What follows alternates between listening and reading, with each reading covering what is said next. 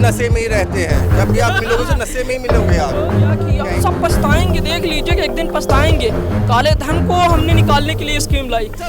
अपने पद से तत्काल त्याग पत्र दे देना चाहिए। वो भी नशे में चूर।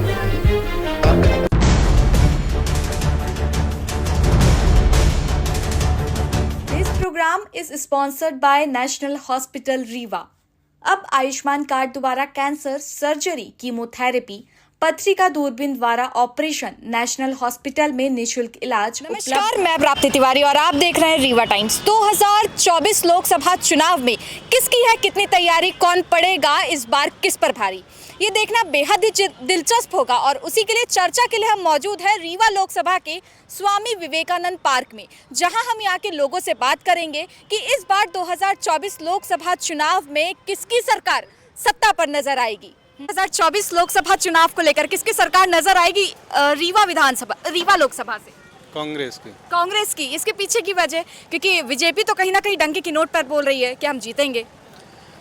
जनार्दन मिश्रा जी रीवा के लिए 3 लाख रुपए बताते हैं कि हम सांसद ने से किसी गरीबों के लिए दिए हैं, किसी डेवलप के लिए, हॉस्पिटल के लिए, किसी सड़क आरसीसी सड़क के लिए दिए हैं। वो किसी भी फील्ड में वो बता दें कि हम 3 लाख रुपए खर्च को, उसने तो रीवा को खोखला कर दिया। भ्रष्टाचार, उसने शमशान घाट, मुक्तिधाम, टैंकर घोटाला, कितने यात्री प्रतीक्षालय में वो कितने बड़े बड़े घोटाला कर दिए।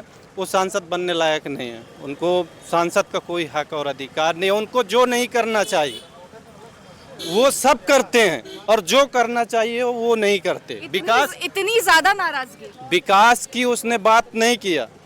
उनने एक सांसद प्रतिष्ठित पद होता है, उसने जगह जगह जाके लेटरिन के कवर्ड में हाथ डाल के फोटो खिंचवाते हैं और फोटो खिंचवा के फोटो वायरल करवाते हैं। उसने कभी लोकसभा में रीवा के विकास, रीवा के किसानों के, रीवा के हक और अधिकार, चाहे शिक्षा का क्षेत्र हो, चाहे स्वास्थ्य का क्षेत्र हो, विभिन्न क्षेत्रों को लेके वो कभी किसी प्रकार के लोकसभा में उसने बात नहीं रखा। जी, तो क्या लगता है इस बार कौन नजर आएगा?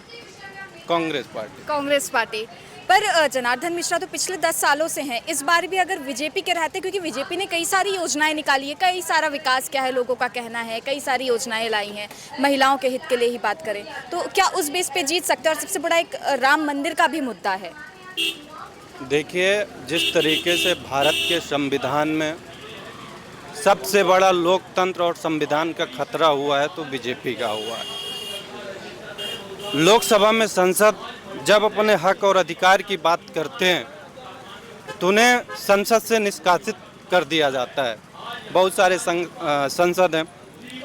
मूलभूत सुविधाओं को जब राहुल गांधी किसानों के हक और अधिकार की, गरीबों की बात करते हैं तो उन्हें संसद से निष्कासित कर दिया जाता है। जब राघव चड्ढा हो या बहुत सारे ऐसे सांसद हों तो उन्हें अपने गरीबों की मूलभूत क्षेत्रों की बात रखते हैं तो उन्हें निष्कासित कर दिया जाता है। मध्य प्रदेश में जब किसानों की बात होती है, गरीबों की बात होती है, बेरोजगारी की बात होती है, जब कांग्रेस पार्टी के नेता सदन के अंदर, विधानसभा के अंदर, लोकसभा के अंदर जब अपना बात रखते हैं तो उन्हें निष्कासित कर दिया जाता है। ये लोकतंत्र की हत्या नहीं है तो ये क्या है? आप वो एक क्वेश्चन और की कि 1200 रुपये यहाँ दिया जाता है। देखिए, बीजेपी किसी भी प्रोपेगेंडा अपना के वो सत्ता अपनाना चाहती है। वो अगर वास्तव में महिलाओं की, गरीबों की हितैषी थी तो मध्य प्रदेश में चुनाव था तो आपने मध्य प्रदेश की महिलाओं को 1250 रुपये देने की आपने बात कही और दिया। लेकिन अनेक स्टेटों में लगभग जगह बीजेपी की सरकार है और जब बीजेपी की सरकार है तो वहाँ भी 1250 रुपये आपने क्यों नहीं दिया महिलाओं के पक्ष में? अगर आप इतने बड़े हितैषी, किसानों की आपने बात करते हो, किसान विरोधी कानून पास कराए पूरे देश में, जब पूरे देश में हाहाकार मचा और जब किसान अब सड़क में उतरा, सालों भर धरना प्रदर्शन किया, कितने किसानों के सीने पे गोली चल गई, कितने किसानों के घर उजड़ गए, कितने बहनों के माँ के सिंदूर उजड़ गए इस किसान विरोधी कानून में। तब मोदी सरकार जी ने कहाँ थे? तब तो बोलते हैं कि ये हमसे धोखे से हो गया। ये कितनी बड़ी बात है। आपने शिक्षा की बात करो, मध्य प्रदेश की अगर मैं बात करूं तो चाहे बी हो, चाहे बीटेक हो, चाहे एमबीए हो, चाहे एमए हो, विभिन्न क्षेत्रों में कितने एजुकेटेड लड़के पास होके जाते हैं। आपने उन्हें रोजगार देने की बात नहीं करते हो। आप जब बच्चे रोजगार की बात करते हैं तो आप उन्हें बोलते हो कि पकौड़ा चलो। ये बताइए कहाँ की बात? कितने लोग पकौड़ा तल रहे हैं? काफी, कितने लोग तो यहाँ बेरोजगार है, कितने लोग पकौड़ा तल? जगह जगह बच्चे पकौड़ा तल रहे हैं, बेरोजगार हैं, घूम रहे हैं, नशा की ओर बढ़ रहे हैं। यही बीजेपी, यही रीवा में यही सांसद महोदय लोगों के बीच से, उन्हीं लोगों के कहीं में कहीं छत्र छाया से कोरेक्स का व्यापार चल रहा, गांजा का व्यापार चल रहा, दारू का व्यापार चल रहा है। हर जगह कमीशन खोरी है। किस जगह पे? आपने एजुकेशन में ही एजुकेशन की बात कर रहे हैं। अभी मेरे भाई ने टीआरएस कॉलेज का नाम लिया। इस टीआरएस कॉलेज में कितने बड़े भ्रष्टाचार हुए हैं। आपने गणवेश की बात करी है, बीजेपी की सरकार है ना, बीजेपी की सरकार। गणवेश में बच्चों का SC ST OBC का बच्चों का पैसा आता है, वो पैसा कहाँ चला जाता है? बच्चों का किताब कॉपी का छात्रवृत्ति का पैसा आता है, वो कहाँ जाता है? वो बच्चों के पास तो नहीं आता। ये कैसी बीजेपी सरकार? ये तो लोकतंत्र और संविधान को कुचलने का काम बीजेपी सरकार ने कर रही है। तो अब बताइए हम कैसे वोट दे दे बीजेपी को? आपकी नाराजगी बीजेपी से है या रीवा के सांसद से? हमें बीजेपी से भी है, रीवा सांसद जी से है। सांसद जी को हम क्यों चुने थे? हम रीवा के सांसद को हम इसलिए किए थे कि हमारा जो यहाँ का बेरोजगार है, जो यहाँ का किसान है, जो यहाँ की मूलभूत सुविधाएं हैं, हमें हॉस्पिटल की लोकसभा में बात करना है, हमें स्कूल की बात करना है, हमें रोड की बात करना है, हमें इंडस्ट्री ला के यहाँ अपने बेरोजगार युवाओं की देने की लोकसभा में बात करने का हक अधिकार यहाँ की जनता चुन के दी है। अगर हमने वो काम करने में असफल हैं, हमारे अंदर वो काबिलियत नहीं है, ऐसे सांसद को अपने पद से तत्काल त्यागपत्र दे देना चाहिए। और वो किस हक और अधिकार से जनता के पास वोट मांगने जा रहे हैं? हमारा ये सांसद महोदय से क्वेश्चन है कि वो जवाब दें कि किस और हक और अधिकार से वो ऐसा क्या किया है आपने कि हम आपको वोट दें? हाँ, आपका ये कहना है? बिल्कुल, उसने क्या किया है? बीजेपी सरकार ने रीवा के रोजगार के लिए क्या किया? आपने एशिया का बताते हो सबसे बड़ा पावर प्लांट हमने बदवार में लाके दिया हूँ। हम उनसे पूछते हैं, माननीय मंत्री जी और माननीय जनार्दन मिश्रा जी, कि आपने मेरे रीवा जिले के युवाओं को, क्या किसी प्रतिभा में उनके पास कमी है जो हमारे रीवा जिले के बेरोजगार युवाओं को वहां रोजगार देने में आप असमर्थ है? हमने वोट आपको दूं और आपने बिजली दिल्ली को भेजते हो, तो किस और अधिकार से मैंने आपको वोट करूं? यहाँ के लोगों को रोजगार नहीं दिया जाता है पावर प्लांट पे? एशिया बदवार पावर प्लांट में मैं सांसद और मंत्री महोदय दोनों लोगों से क्वेश्चन कर रहा हूं कि वो दो लोगों का नाम बता दें, कि बदवार में मैंने लोकल लोगों को मैं नौकरी दिया हूं। आपने हमें 8.5 रुपए बिजली दे रहे हो और दिल्ली भेज के 2 रुपए बिजली दे रहे हो। ये कहाँ का न्याय है? ये कहाँ की न्याय है? ये कहाँ का संविधान है? इस पक्ष में नहीं हूँ। बिल्कुल सरकार को चेंज होना चाहिए, रोटी अलटती पलटती रहना चाहिए तो रोटी बराबर पकती है। इसलिए हम रीवा के युवाओं से, रीवा के लोगों से ये अपील करना चाहता हूँ कि बीजेपी को वोट नहीं दीजिएगा, क्योंकि जब किसान अपने हक और अधिकार की बात करता है मंदसौर में, तो बेचारों की 6 किसानों की गोलियों, सीने में गोलियां मार दिया जाता है। जब आदिवासी बिजली की बात करता है, जब आदिवासी बिजली की बात करता है तब उसे जेल में डाला जाता है। जब आदिवासियों के पूरे प्रदेश में लगभग 59,000 के आसपास आदिवासियों महिलाओं के ऊपर केस है। बीजेपी रक्षा की बात करती है महिलाओं की। पूरे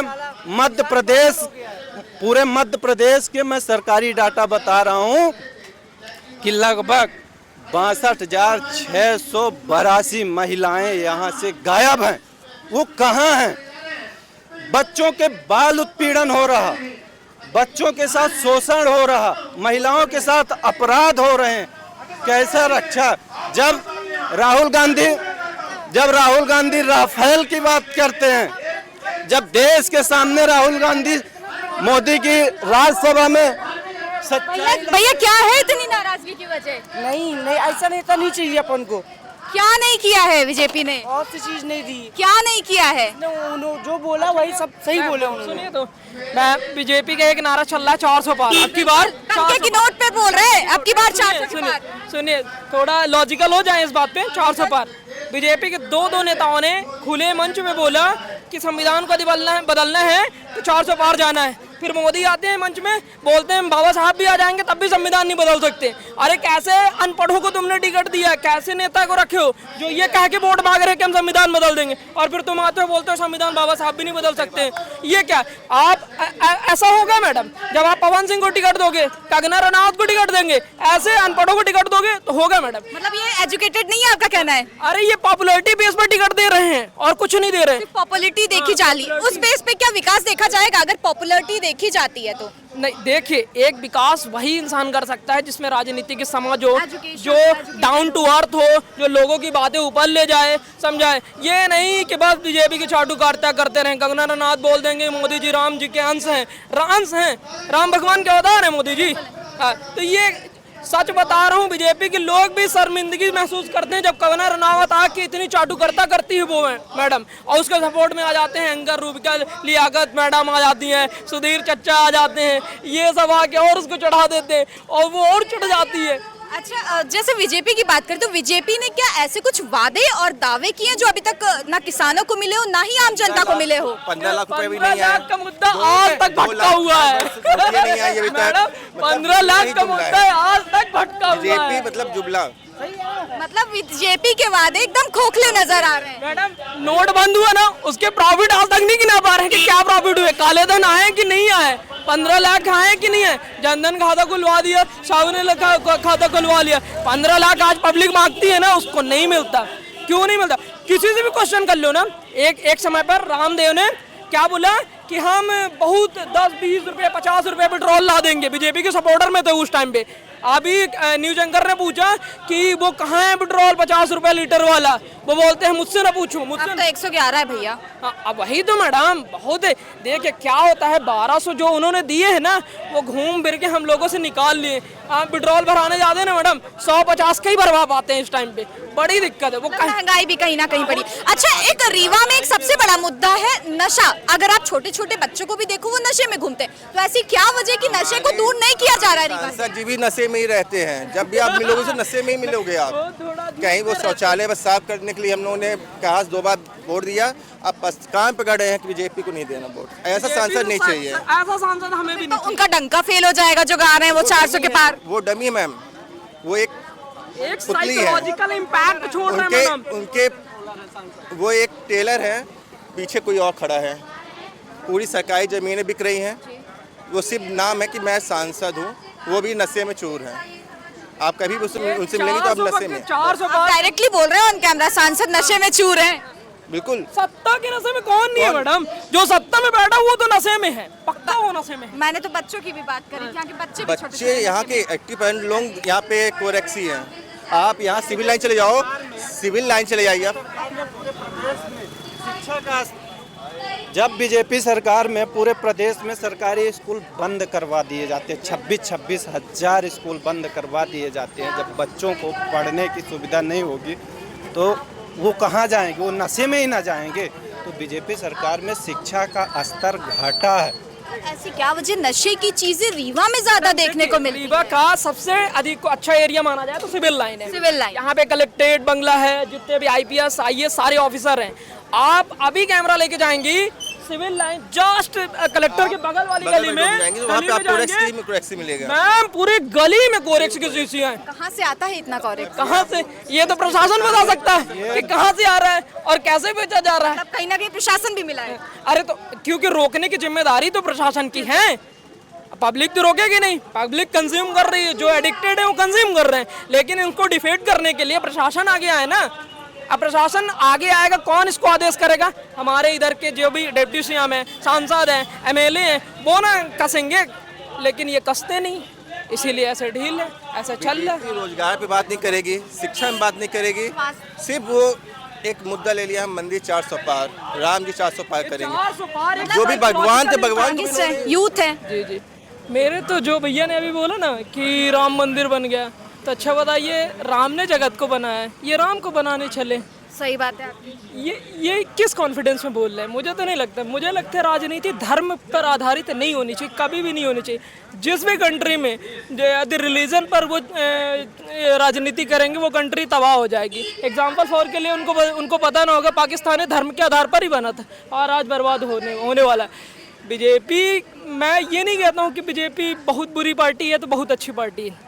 मुझे एक बात बड़ी खुन्नस है मैडम कि बीजेपी में क्या होता है कि पहले बीजेपी और कांग्रेस एक आइडियोलॉजी पर काम करती थी, लेकिन आज क्या है, मनी और पावर पर काम करने लगी। देखिए क्या होता है, मुझे उनसे बड़ी दिक्कत है जो कल कांग्रेस में थे, आज बीजेपी में पहुंच गए, जो पहले कहते थे कि घरेलू हिंसा बहुत बेकार है और सुबह ही अपनी बीवी को पीट दे तो कैसा लगेगा, जो कहते हैं कि कैंसर बुरी बात है और फिर अगले ही दिन सुट्टा चाय पीते नजर आ जाए, कितना बुरा लगेगा। वैसे ही कर रही। अभी देखिए जैसे वो विजेंद्र सिंह चौहान कांग्रेस में थी, उनको रात में पता नहीं कौन सा सपना आया, नेक्स्ट डे बीजेपी ज्वाइन कर ली। ऐसे वो बल्लभ करके कोई हैं, कांग्रेसी थे, प्रवक्ता थे, उन्होंने तुरंत इस्तीफा दिया, बीजेपी ज्वाइन कर लिया। सब सदस्यता लेते जा रहे हैं, पार्टी बदल रहे हैं। पार्टी बदल रहे। आप कहीं ना कहीं ये सोचिए कि जो पार्टी बदल रहे हैं उनको रात रात में सपने आ रहे हैं, पता नहीं कौन से सपने देख लेते हैं। अभी तक कहाँ थे? अभी तक सपने ही नहीं आ रहे थे उनको। देखिए ये अरविंद केजरीवाल के ऊपर जो केस चला दिल्ली में, मैं उस पर थोड़ी सी टिप्पणी करना चाहता हूँ कि जिस दिन ईडी से मुक्त होकर वो वापस आ जाएंगे, दिल्ली के फिर कायाकल्प पलटेगी। और मैं एक बात सचेत करना चाहता हूं कि जिस दिन CGI justice of India Chandrachud के हत्थे चढ़ी है ईडी, तो इसका सफाया जरूर होगा मैडम। वो क्या है कि जो वो चंद्रचूड़ है ना, वो किसी से नहीं डरते, चाहे पीएम हो, चाहे सीएम है, चाहे जो भी हो, आओ कानून के दायरे में ना आओगे तो वो। और इन्होंने बोला, क्या क्या बोला, रीवा में बहुत डेवलपमेंट हो गया, बहुत कुछ बोला उन्होंने। एजुकेशन सिस्टम बदल दिए। अभी हम लोग टीआरएस गेट के सामने खड़े हैं, यही एजुकेशन सिस्टम यहाँ पे इतना बाहियात है टीआरएस के, मैडम क्या बताऊँ यहाँ कैसा है टीआरएस का एजुकेशन? टीआरएस के मैं यथार्थ बातें कर रहा हूँ मैडम, एकदम रियलिस्टिक बातें करता हूँ। यहाँ पर एजुकेशन में जो भी विद्यार्थी यहाँ से पास आउट होता है ना, कोई प्लेसमेंट नहीं होता उनका। एक भी प्लेसमेंट दिखा दें टीआरएस से, मैं मानूँ एक तो हो जाए, बहुत रियलिस्टिक है कि वो हो जाएगा। और यहाँ पे तो कसम से एजुकेशन लगता है नहीं स्टूडेंट की तरह, यहाँ तो गोलियां चलती हैं। आप विंध्य प्रदेश का सबसे बदनाम कॉलेज कोई है तो ये टीआरएस है। ये मैं डंके की चोट पे बोलना चाहता हूँ और इसे कोई नहीं झुटला सकता है। डिप्टी सीएम का गढ़ है ना ये, फिर भी यहाँ पे ऐसे गुंडागर्दी होती है। क्या वजह है ऐसे गुंडागर्दी होने की? वजह मैं बताता हूँ। अभी इसके पहले मैं बता रहा हूँ, सिमरिया के भूतपूर्व विधायक केपी त्रिपाठी थे, कितने सारे केसेस चले, किसी को भी पिटवा देते थे, आखिरकार हार गए ना, और मुंह के बल अब गिर गए, वहाँ पे सिमरिया में आ गए, कांग्रेस आ गई। तो यही केपी त्रिपाठी पर कितने केसेस चल रहे थे, यहाँ तक कि सीएम पे कंप्लेन हुई थी। सीएम ने भी आशंका जताई थी कि देखिए भैया आप शांत हो जाइए, बहुत आ रहे हैं आपके केसेस, थम जाइए। और आखिर जनता ने थमा दिया उनको। सबसे बड़ी मुद्दे की बात है, पब्लिक को ये नहीं पता कि वोट किस आधार पर देना है। लाडली बहना योजना ने तो काया पलट दी पूरे भारत की, मतलब मध्य प्रदेश की तो पलट दी। मुझे नहीं लगता था एमपी में कांग्रेस इतनी बढ़ चढ़ कर कभी आई होगी। अभी इस बार आई थी, लेकिन फिर भी उसकी सरकार नहीं बनी। रीज़न ये था कि वो इतना ज़्यादा सोशल मीडिया इन्फ्लुएंसर कर दिए, बैनर पे बैनर, लाडली बहना। अभी तक मैं गांव गया कल, अभी राहुल गांधी ने बोला कि मैं गरीबी एक झटके में मिटा दूंगा। मेरी मेंटोलिटी ये है कि मैं 1 लाख पर पर्सन को दूंगा, 8,500 मंथली में दूंगा। गाँव को किसी को पता ही नहीं, कि राहुल गांधी ने ऐसा बोला है। 1200 सबको पता चल गया कि महीने में 1200 आएंगे और वोट भी धड़ल्ले से दे दिए। अब वो तो बंदा 1200 को तो 5-10 गुना भी बोल दिया। बेरोजगारी की भी बात तो कही है कांग्रेस ने, हाँ। 30 लाख रोजगार दिए जाएंगे। देखिए, मैं जानता हूं कि बीजेपी विपक्ष की भूमिका इतनी तगड़े निभाएगी कि शायद ही कोई पार्टी निभा पाएगी। एक बार इसको विपक्ष में बैठाइए, पक्ष से हटाइए मैडम, फिर देखिए डेवलपमेंट। कांग्रेस थोड़ा सा भी गलती करने जाएगी ना, ये कलर पकड़ लेंगे। अभी बीजेपी है तो कोई डेवलपमेंट नहीं हो रहा है। डेवलपमेंट हो रहा है, लेकिन उसके हिसाब से देखिए ना। देखिए क्या होता है कि बड़े बड़े लोहे में जंग लगती है। ये तो हर उस जंग को मिटाने के लिए या तो लोहा चेंज करो, इसमें वार्निश मारो, या तो सीटें कम होंगी बीजेपी की इस बार डेवलपमेंट के लिए, या तो फिर उसको हटा ही दे देंगे कांग्रेस। कहीं ना कहीं आपका कहना है कि बड़े बड़े मुद्दे बीजेपी को जिता रहा है, जैसे कि लाडली बहना योजना, राम मंदिर भी कहीं ना कहीं एक बड़ा मुद्दा देखा जा रहा है चुनाव जीतने के लिए बीजेपी का। जी, इन्होंने बहुत बहुत मतलब आंकड़े करके ये टाइम चुना है। राम मंदिर का वो उद्घाटन कराना, चुनाव आना, इसी टाइम पे दिल्ली के केजरीवाल का अरेस्ट होना, बहुत चीजें एकदम सटीक चल रही हैं इनके हिसाब से। और फिर चुनाव हो जाएगा, फिर ऐसे बन जाएगी बीजेपी सरकार। इस बार तो 400 पार का नारा है, पता नहीं किस आंकड़े में है। अंकी की नोट पर 400 का नारा लगाया जा रहा है, तो क्या वो होगा? अभी रिसेंटली इलेक्टोरल बॉन्ड पर मोदी जी ने स्टेटमेंट दिया कि आप सब पछताएंगे, देख लीजिए कि एक दिन पछताएंगे। काले धन को हमने निकालने के लिए स्कीम लाई। अरे ऐसा थोड़ी ना होता है, इतनी सारी एक वीव बनाने वाली कंपनी है, तुम्हें करोड़ों करोड़ों चंदा दे रही है, और तुम बोलते हो कि हम भाई गाय को राष्ट्रीय पशु या जो भी है गाय माता घोषित करेंगे, और उसी कंपनी से तुम करोड़ों का चंदा उठा रहे हो। तो कैसे तुम आगे चल के उसको रोक पाओगे? भाई कंपनी एक्सपोर्ट करेगी, इंपोर्ट करेगी, वो अपना बिजनेस करेगी, वो लीगल अथॉरिटी है उसके पास। लेकिन एक मंच पे आकर आप बोल देते हो कि नहीं हम गाय को माता मानते हैं, फिर उसी कंपनी से आप करोड़ों का चंदा ले लेते हैं। कल वही बिजनेस करेगी तो कैसे रोक पाओगे उसको? ये मेन मुद्दा है मैडम। देखिए क्या है कि जो भी पैसा दे रहे हैं कहीं ना कहीं हम लोगों से लिया जाएगा। अभी क्या है, इलेक्शन कमीशन ने एक वो बोला कि आप धर्म के आधार पर नहीं मांग सकते वोट, किसी भी पार्टी को मना कर दिया उसने। अभी जिन्होंने रामायण का रोल निभाया था, राम बन के गए थे, वो पार्टी में वो वोट मांगने जा रहे हैं तो राम की फोटो दिखा रहे हैं। इलेक्शन कमीशन को तुरंत उनको सस्पेंड करना चाहिए। कैलाश विजयवर्गीय चावल दे रहे हैं पीले हल्दी मिला के कि राम के नाम पर, याद है ना आपको राम मंदिर किसने बनाया, बस राम के नाम इस बार वोट दे दीजिए। इलेक्शन कमीशन को तुरंत एक्शन लेना चाहिए। लेकिन पता नहीं इलेक्शन कमीशन किस दबाव पे है, मुझे नहीं लगता। इलेक्शन कमीशन अभी जिस पावरफुल में जिसमें बैठा है उसको तो उठा लेना चाहिए, चाहे कोई भी पार्टी हो। मैं नहीं कहता रिलीजन के नाम पे आप वोट करोगे तो आगे चल के आपको प्रॉब्लम होने वाली। एग्जांपल फॉर के लिए अभी पास्ट में जो पाकिस्तान बना रिलीजन बेस पे बना ना, आज उसकी इकोनॉमी एकदम डाउन है, बहुत बेरोजगारी है। ऐसे यहाँ पर भी होगा मैडम, मैं बता रहा हूँ। ये लोग, मैं ये नहीं कहता हर जगह कांग्रेस सही है, लेकिन हर जगह बीजेपी भी सही नहीं है, ये मानने को लोग तैयार नहीं है। रिलीजन बेस पे वोट जीती जा रही है, ये आपका कहना है? डायरेक्टली क्या है मैडम, डायरेक्टली रिलीजन बेस पर जीती जा रही मैडम, ये सबको दिख रहा है। आप देखिए, मैं न्यूज एंकर पे भी थोड़ा सा खपा हूँ मैडम। मैं स्वतंत्र भारत का स्वतंत्र नागरिक। ऐसी क्या वजह है कि न्यूज एंकर पे खपा है आप? देखिए रूबिका लियाकत वो एक हैं, एक हो गया सुधीर चौधरी, वो तो बोलते हैं बेरोजगार के फायदे क्या होते हैं, ये गिना देते हैं। एक बेरोजगार को कुछ काम नहीं करना पड़ता, खाते रहते हैं, बैठे रहते हैं, ये फायदे गिना रहे वो। ये इस तरह के न्यूज एंकर होते हैं। रूबिका मैडम मणिपुर में इतने दंगे हुए, वो कवर करने नहीं गई। इजराइल में वॉर चल रही, वहां पे वो कवर कर रही। ये क्या होता है मैडम? मणिपुर में देख लीजिएगा बीजेपी नहीं आएगी, मैं लिख के देता हूँ भाई। इतनी आ गई तो आ गई ना, मैं बताता हूँ क्या होगा। मणिपुर का जो कैंडिडेट होगा ना, वो उनसे समर्थन दे देगा बीजेपी को, इस बेस पर आ जाएगी। मैं बताता हूँ उनकी स्ट्रैटेजी ये रहती है कि जहाँ पर बीजेपी कमजोर है वहाँ पर समर्थन ले लेते हैं उसको कर ले। अरे उनके यही है कि जिस भी पार्टी को तोड़ नहीं पा रहे उसी का क्या करते, उस पार्टी को जहाँ पे नहीं जीत रहे उस पार्टी को तोड़ देते। महाराष्ट्र में क्या हुआ, एकनाथ शिंदे को मिला लिए। अभी नीतीश कुमार को क्या किया बिहार में, मैं बोल रहा हूँ इंडिया अलायंस में भी नीतीश कुमार रहता तो उसको बड़ा पद मिलता, लेकिन उसने क्या किया कि नीतीश कुमार बिहार में मिल गए दूसरे दिन।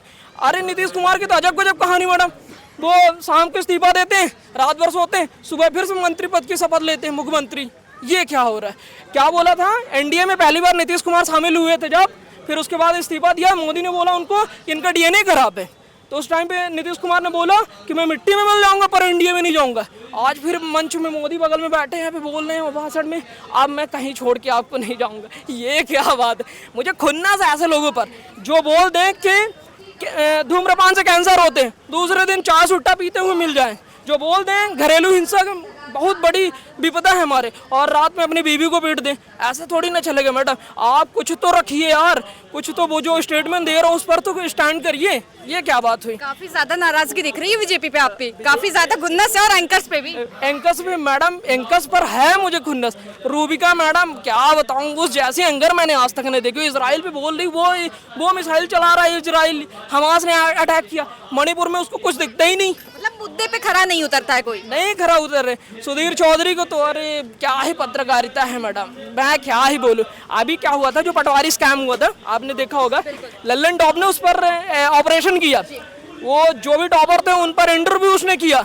लास्ट में उस एंकर ने जितना भी कुछ निकालना था निकाल के लाया, और लास्ट में बोला कि स्कैम हुआ है। जांच बैठी, मुख्यमंत्री ने उस पर जांच बिठा दी।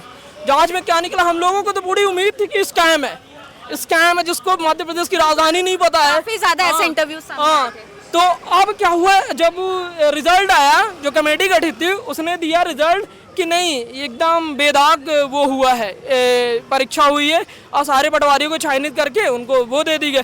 देखिए क्या होता है कि जो स्कैम बाहर आ जाता है ना, पार्टी पर दाग लग जाता है। व्यापम घोटाला भारत का सबसे बड़ा घोटाला था, उसमें कम से कम नहीं 28-30 मौतें हुई। आज तक व्यापम घोटाला का कोई रिजल्ट नहीं आया। यही मुख्यमंत्री थे शिवराज सिंह। और जब भी पूछा जाता है, कोई न्यूज एंकर भूले भटके पूछ ले कि व्यापम घोटाला पर क्या बोलना चाहेंगे आप, तो बोलते हैं कि मैं पहला बंदा हूं जो व्यापम घोटाले पर आवाज उठाया था। अरे पहले तो हो, ठीक है अभी पहले हो, कोई नहीं बोला है। 30-30 मौतें हो गई व्यापम घोटाला से रिलेटेड, जितने भी लोग थे, आप पहले हो, अच्छी बात है, लेकिन उसका रिजल्ट कहाँ? व्यापम घोटाला हुआ, तुम भी मान रहे हो, तो बताओ ना किसने किया व्यापम घोटाला? हाँ, ऐसा कैसे चलेगा? तुम मान लोगे व्यापम घोटाला हुआ, लेकिन रिजल्ट नहीं बता रहे हो किसने किया, ये थोड़ी ना होगा। सारी जांच एजेंसियां तो मुख्यमंत्री के अंडर कंट्रोल है। यदि गुड गवर्नेंस चलाना है आपको, तो एजेंसियों पर आपको कमांड रखनी है, उनको लगाना है कि भाई करप्शन नहीं होना चाहिए। लेकिन जब आपने मान लिया करप्शन हुआ है, तो उसका रिजल्ट भी लाओ ना कि किसने करप्शन किया, उसको सजा देते हैं। फिर कब तक ये करप्शन चलेगा? करप्शन तब तक चलेगा मैडम जब तक ये धर्म की राजनीति होती रहेगी, जब तक किसी न किसी मुद्दे पर भटकाया जाएगा वोटरों को। कहीं ना कहीं इसमें साथ तो जनता भी देती है, चीज आप भी जानते हैं। बताता हूँ ना, मैं रियलिटी बताता हूँ। गांव में जब से 1200 का ये अनाउंसमेंट हुआ कि लाडली बहना को 1200 मंथली दिया जाएगा, सब बहनों ने दे दिया वोट, सब ने। पैसे पर ये एक तरह से अनदेखा ना कर रहे हैं, पैसों के दम पर ही वोट खरीदा जा रहा है। आप ये बताइए, आप ये योजना आप कितने साल, 15 साल मुख्यमंत्री रहे, वो 18 साल 15 साल जो भी रहे हो, कहीं भी ये योजना नहीं आई। चुनाव के 3-4 महीने पहले योजना लाते हो, इसका मेन मकसद क्या होता है कि मैं पैसा दे रहा हूँ, वोट दो मुझे। पर जनता भी तो नहीं सोचती, जनता भी तो देती है वोट। हाँ बता रहा हूँ ना, जनता का क्या है मैडम, ज्यादा क्या है ना कि एजुकेटेड नहीं है, और जो भी एजुकेटेड है ना वो बीजेपी में जाते हैं। और वो मैं तो देखता हूँ एजुकेटेड, वेल एजुकेटेड पर्सन जब जितना झूठ बोलते हैं, मुझे तरास आती है उन लोगों पर। क्या यार तुम लोग अपने देश के साथ गद्दारी कर रहे हो, झूठ पे झूठ बोल रहे हो, ऐसा थोड़ी ना चलेगा। एक थोड़ा तो जमीर होना चाहिए आपके अंदर कि थोड़ा तो सच बोल दो। जहाँ भी बस बीजेपी मुझे पसंद नहीं आता, कागना को टिकट दे दी, बीजेपी मुझे पसंद नहीं आ रहा, पवन सिंह को टिकट दे दी। किस बेस पे दे रहे हो यार? पॉपुलरिटी के बेस पर? जो फेमस है वो राजनीति कर लेगा? ऐसा थोड़ी ना होता है। बॉलीवुड एक्टर तो सारे फेमस है, कल को किसी को दे दोगे तुम, ऐसा थोड़ी ना चलता। देश का भविष्य किसी के हाथ पे दे रहे हो, कुछ तो कैपेबिलिटी होनी चाहिए, एजुकेशन वाइज, लीडरशिप वाइज। कागनात का तो सेंस ऑफ ह्यूमर इतना ज़्यादा बाहियात है, इतना ज़्यादा बाहियात। क्या होता है, मुझे कोई लाख रुपए दे तब भी मैं उसको वोट ना दूँ, मैं सच बता रहा हूँ, यथार्थ रूप से बोल रहा हूँ। लाख क्या, कोई मैं कुछ भी दे दे, मैं और अगर दे दिए तो? अरे दे दिए तब भी ना दूंगा। वो देखती हैं, उसको पता नहीं फर्स्ट प्राइम मिनिस्टर कौन है, वो कभी बोलता है मोदी जी राम के अंश है। कोई राम का अंश है? अवतार लेके आए हैं, ये अवतार ले लिए भाई उसके।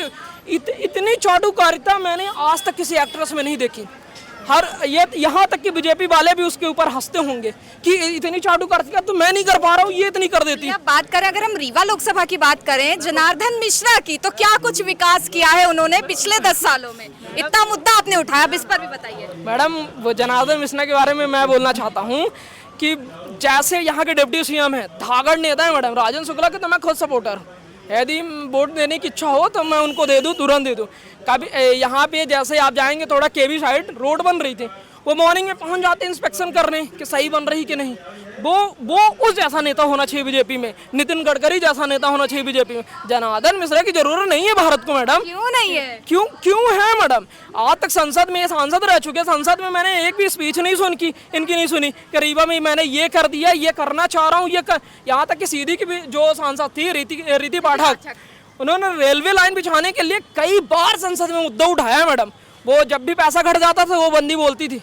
उस बात पे मैं बोलता हूँ कि हाँ सपोर्ट करता हूँ, सही है। अपने क्षेत्र में विकास करने के लिए यदि वो बोल रही तो सही बोल रही। एक बार भी जनार्दन मिश्रा ने बोला हो तो बताएं। एक भी क्लिप मैंने नहीं देखी विधानसभा की, जहाँ भी राज्यसभा में जो भी ये सांसद जाते हैं, मुद्दा उठाते हैं, मांग रखते हैं, एक भी नहीं की। ऐसा थोड़ी ना होता स्टेट में चढ़े होकर तुम कू कू कर दो। वो कू का देखा होगा आपने भी, वीडियो वायरल हो रहा है। पता नहीं क्यों बोला उन्होंने, किस लॉजिक पे बोला, क्या सेंस ऑफ ह्यूमर है। आप इल्जाम लगा रहे हैं जनार्दन मिश्रा में कि वैसे नेता की जरूरत नहीं है। नहीं है मैडम, नेता होना चाहिए जैसे राजन शुक्ला हैं, और भी ऐसे धाकड़ नेता होना चाहिए। मैं पार्टी सपोर्टर नहीं हूँ, मैं क्षेत्र पर विकास की मैं वो चाहता हूँ। कुछ विकास नहीं देखा अभी तक आपने पिछले 10 सालों में, जो भी विकास जनार्दन मिश्रा द्वारा। डंके की चोट पे बोलता हूँ, जो भी रीवा का विकास हुआ ना राजन शुक्ला की वजह से हुआ है। जनार्दन मिश्रा तो एक कठपुतली है मैडम, वो परछाई के रूप में चलते हैं। वो अकेले जाए ना, यदि वो किसी अदर पार्टी से जाए ना, वोट मांग ले, जीत जाए, बताओ मैडम, कभी ना जीतेंगे वो बंदा, कभी नहीं। बीजेपी में है इसलिए जीत रहे हैं, राजन शुक्ला प्रचार में जाते हैं इसलिए जीत रहे हैं, बीजेपी का धाकड़ नेता आते हैं इसलिए जीत रहे हैं। अभी देखा होगा आपने, जब विधायक वाला चुनाव हुआ था, यहाँ तक कि आदित्य योगीनाथ भी आ गए थे प्रचार में, अमित शाह आ गए थे प्रचार में। यहाँ के क्षेत्रीय नेता में इतनी दमखम नहीं थी कि मैं मांग लूँ। केपी त्रिपाठी वोट नहीं मांग पाए कि मैं मांग लूँ, जानते थे कि मैं कुछ नहीं किया हूँ, कहाँ से जीतूं। सपोर्टर चाहिए, बैकग्राउंड का सपोर्ट ले रहे हैं ये लोग, और कुछ नहीं कर रहे हैं मैडम। ये नए मतलब हस्तियों का चेहरा आगे कर देते हैं कि बस मोदी के नाम पे वोट दे दीजिए। अच्छा ठीक है, मोदी के नाम पर दे दें, लेकिन तुम भी तो कुछ करो यार। तुम तो यहाँ के मुद्दे उठाओ, वहाँ तुम ना ले जाओगे, हम लोग थोड़ी ना ले जाएंगे। हम लोग तुम्हें चुन रहे हैं, तुम वहाँ तक पहुँचाओ। तुम पहुँचाते ही नहीं, तुम शांत रहते हो। किसी मतलब कुछ भी लॉजिक नहीं है उनकी, ना भाषण अच्छे से दे रहे हैं, ना पब्लिक को इन्हेंस कर पा रहे हैं, ना तो यहाँ के जो मतलब एकदम रूट लेवल की बातें हैं वो उठा पा रहे हैं। मुझे नहीं लगता, वो बस एक परछाई है मैडम। राजन शुक्ला की हम लोग फोटो जनता देखती है, मोदी की फोटो देखती है और कमल देखती है और दबा देती है। चलिए देखिए, इस बार देखना दिलचस्प होगा कौन सी सरकार आती 2024 में। सर आपका क्या कहना है?